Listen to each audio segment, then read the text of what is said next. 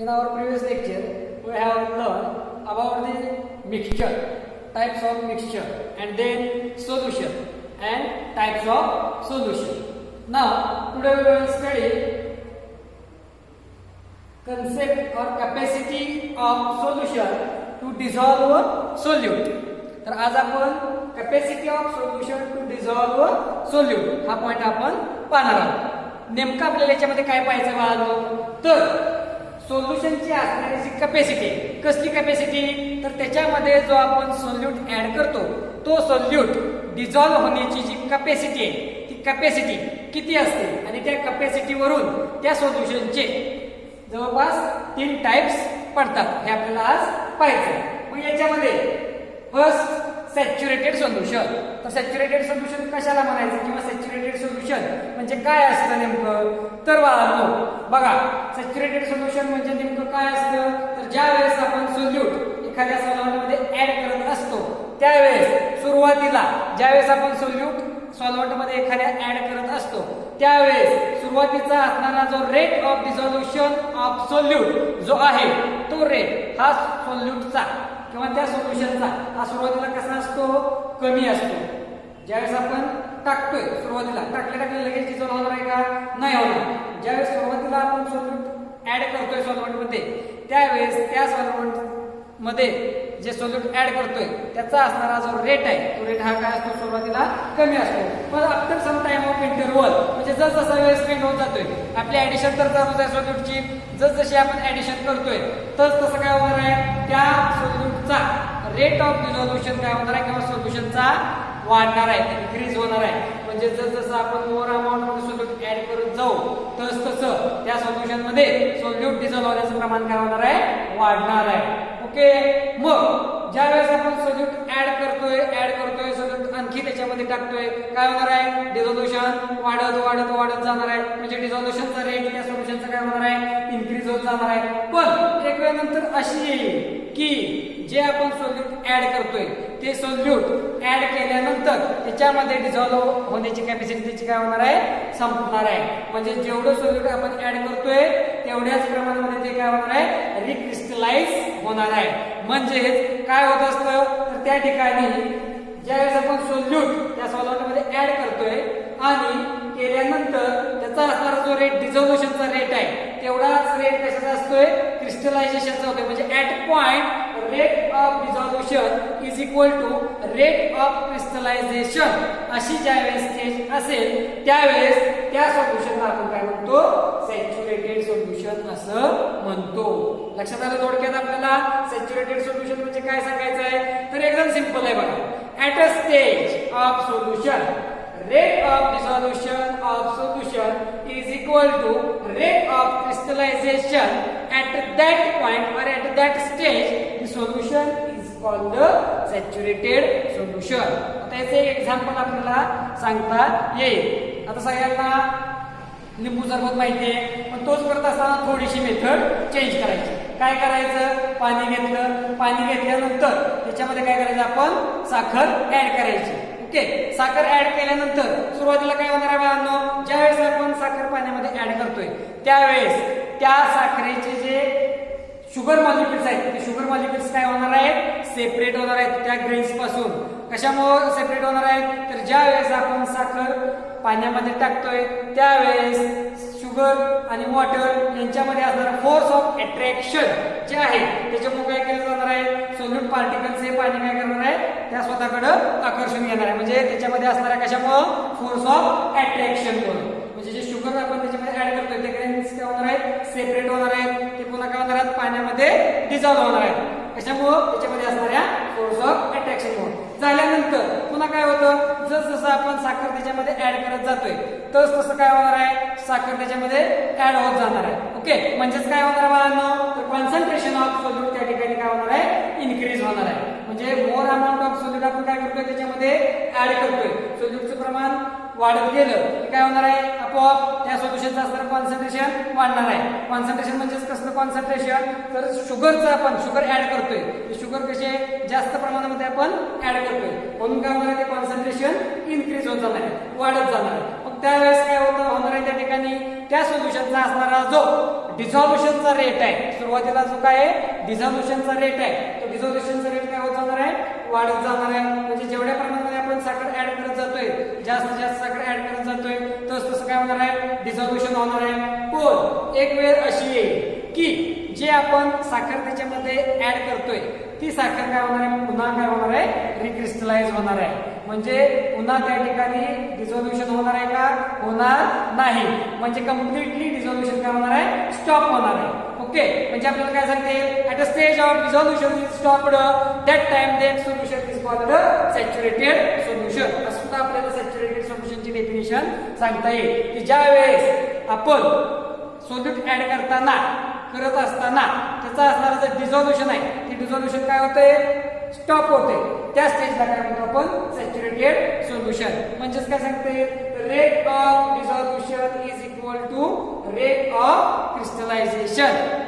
It is called saturated solution और equilibrium state सुद्धा आपण त्याला म्हणू शकतो. प्रिव्हियस इयर मध्ये तुम्ही 11वी मध्ये केमिकल इक्विलिब्रियम या टॉपिक मध्ये या इक्विलिब्रियम हा कन्सेप्ट आपण छानपैकी पाहिलेला आहे. इक्विलिब्रियम हा कन्सेप्ट तुम्हाला सगळ्यांना माहिती आहे. मग त्याच्यामध्ये केमिकल इक्विलिब्रियम पाहिलं होतं आपण, फिजिकल इक्विलिब्रियम पाहिलं होतं. केमिकल इक्विलिब्रियम, फिजिकल इक्विलिब्रियम या दोन्ही टर्म आपल्याला झालेल्या आहेत. ओके, तसंच आता ही टर्म आहे dissolution, rate of dissolution, rate of crystallisation.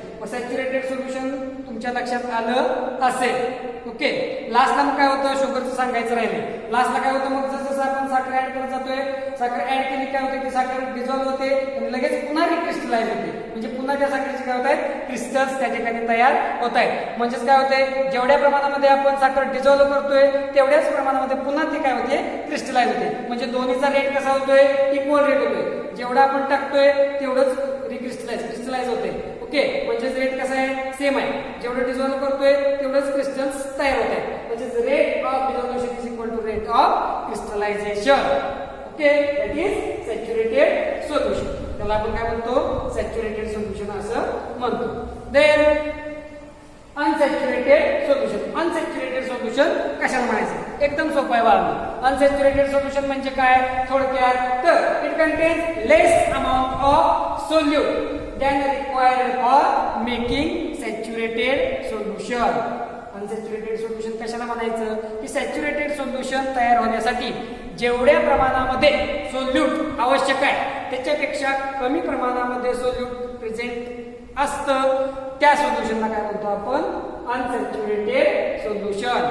लक्षात आलं बाळांनो, अनसॅच्युरेटेड सोल्युशन म्हणजे काय, it contains less amount of solute than required for making saturated solution is unsaturated solution. Okay, मग हे जे अनसॅच्युरेटेड सोल्युशन आहे त्या अनसॅच्युरेटेड सोल्युशन मध्ये सोल्यूटच कमी प्रमाणात आहे, त्याच्यामुळे क्रिस्टलायझेशन व्हायचा विषय येत नाही. म्हणजेच काय, त्या ठिकाणी डिझॉल्युशन आणि क्रिस्टलायझेशन हे त्या ठिकाणी एक्झिस्ट होत नाही. म्हणजे डिझॉल्युशन आणि क्रिस्टलायझेशन त्या ठिकाणी तयार होते का, तयार होत नाही. का, तर त्याच्यामध्ये असणारं जे सोल्यूटचं प्रमाण आहे ते सोल्यूटचं प्रमाण काय बाळांनो, एकदम कमी आहे. म्हणूनच आपण त्याला काय म्हणतो, अनसॅच्युरेटेड सोल्युशन असं म्हणतो.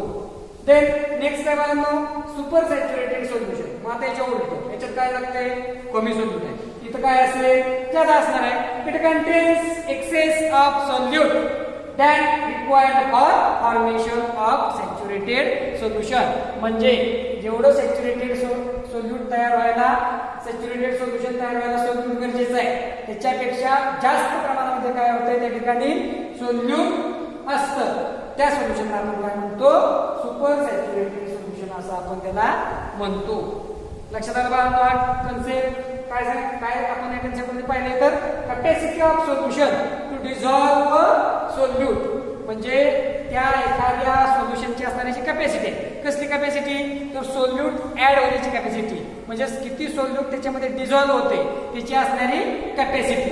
आणि त्या कॅपॅसिटीवरूनच मग आपण काय सांगू शकतो, हे सोल्युशनचे असणारे टाईप सांगू शकतो. याच्यामध्ये आपण पाहिलं सॅच्युरेटेड सोल्युशन पाहिलं, अनसॅच्युरेटेड सोल्युशन पाहिलं, सुपर सॅच्युरेटेड सोल्युशन पाहिलं. सॅच्युरेटेड सोल्युशन म्हणजे थोडक्यात काय पाहिलं होतं, की ज्या सोल्युशन मध्ये ऍट स्टेज ऑफ सोल्युशन, कसली stage, rate of crystallization is equal to rate of dissolution, or rate of dissolution is equal to rate of crystallization is called saturated solution. त्या सोल्युशनला आपण काय म्हटलं? Saturated solution. अनसॅच्युरेटेड सोल्युशन कशाला म्हटलं? की ज्या solution मध्ये लेस अमाउंट मध्ये सोल्यूट प्रेझेंट असतो त्या सोल्युशनला अनसॅच्युरेटेड सोल्युशन असं आपण म्हणतो. आणि सुपर सॅच्युरेटेड सोल्युशन कशाला म्हटलं? की ज्याच्यामध्ये सोल्यूटचं प्रमाण जास्त आहे. More amount of solute present in those solution is called super saturated solution. लक्षात आला हा पॉइंट.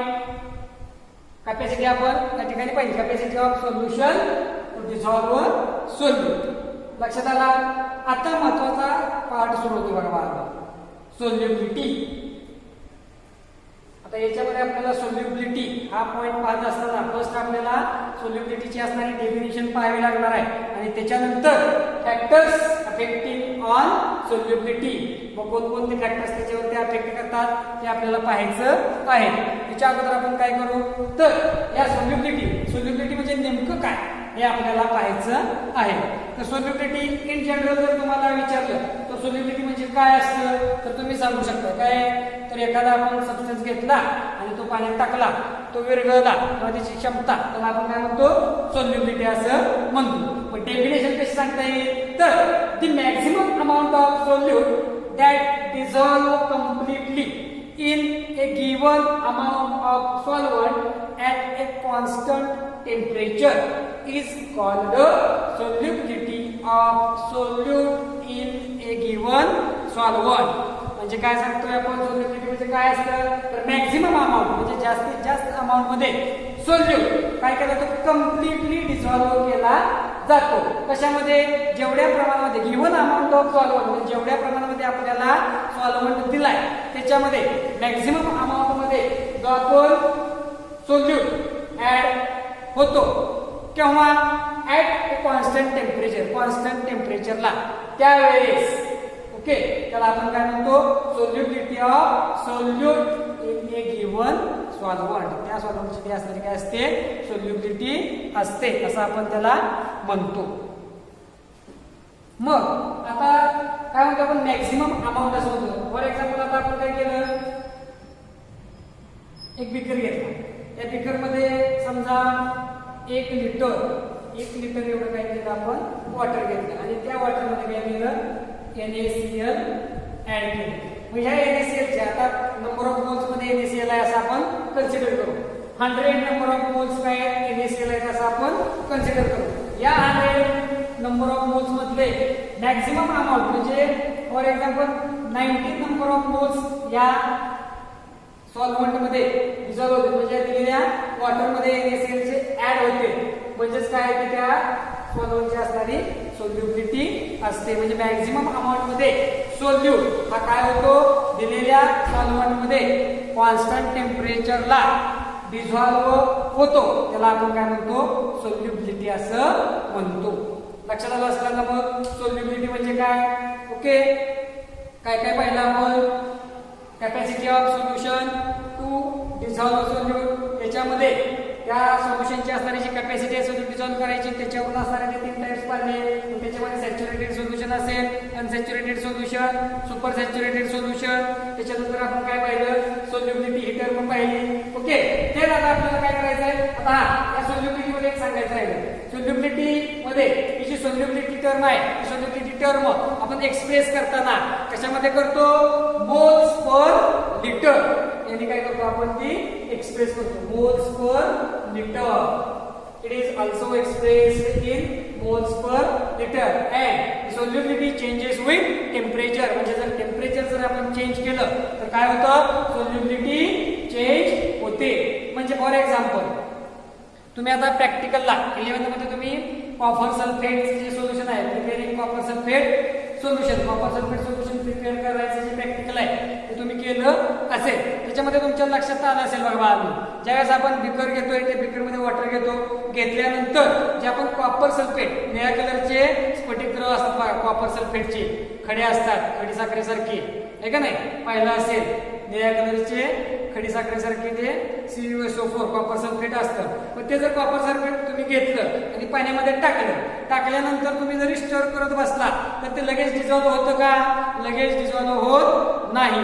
काय म्हणतात सर, चला बर्नर लावा आणि ते ठेवा आता बर्नरवर. कशासाठी, तर काय सोल्युबिलिटी त्या ठिकाणी काय करतोय आपण त्याची इन्क्रीज करतोय. म्हणजेच काय करतोय आपण त्या ठिकाणी टेम्परेचर वाढवतोय. म्हणजे टेम्परेचर वाढले की सोल्युबिलिटी काय झाली, वाढली. म्हणजे जे आपण सॉलिड त्याच्यामध्ये टाकले CuSO4चे ते काय होतात, लगेच त्याच्यामध्ये हीट दिल्यामुळं डिझॉल्व्ह केले जातात. ओके, म्हणजे काय त्या ठिकाणी सोल्युबिलिटी चेंजेस विथ टेम्परेचर. म्हणजे टेम्परेचर आपण इन्क्रीज केले की काय होते, सोल्युबिलिटी चेंज होते. मग आता आपल्याला हे जे सोल्युबिलिटी आहे या सोल्युबिलिटीवर कोणकोणते फॅक्टर्स अफेक्ट करतायत. ओके, म्हणजे या सोल्युबिलिटीवरती कशा कशाचा परिणाम होतोय. आता एक तर तुमच्या लक्षात आलं असेल टेम्परेचरचा इफेक्ट त्या ठिकाणी होतोय. मग असं आणखी कशाचा होतोय, नेचर ऑफ सोल्युट अँड सॉल्व्हंट ते सुद्धा सोल्युबिलिटीवरती अफेक्ट करणार आहे. त्याच्यानंतर टेम्परेचरचं तर आपण आताच पाहिलं. त्याच्यानंतर असणारा प्रेशर आहे, pressure of effect of pressure of solubility. Okay, अशा प्रकारे सोल्युबिलिटीवरती कोणकोणते फॅक्टर्स त्या ठिकाणी अफेक्ट करते हे आपण काय करू बाळांनो, नेक्स्ट लेक्चर मध्ये आपण पाहू. तर आतापर्यंत जो आपण आतापर्यंत जे पॉइंट्स पाहिले ते पॉइंट्स तुमच्या लक्षात आले असतील असं मी समजतो, ग्राह्य धरतो. ओके, आणि याच्यामध्ये काही शंका जर तुम्हाला असेल तर कमेंट बॉक्स मध्ये तुम्ही ती विचारायची, काय अडचण नाही. काय तुम्हाला वाटलं असेल एखादी शंका किंवा हा पॉइंट असाच का सांगितला किंवा याचा आणखी समज नाही तर आपण तुम्हाला सांगतो की नेमकं काय आहे त्याच्यामध्ये. Okay, thank you.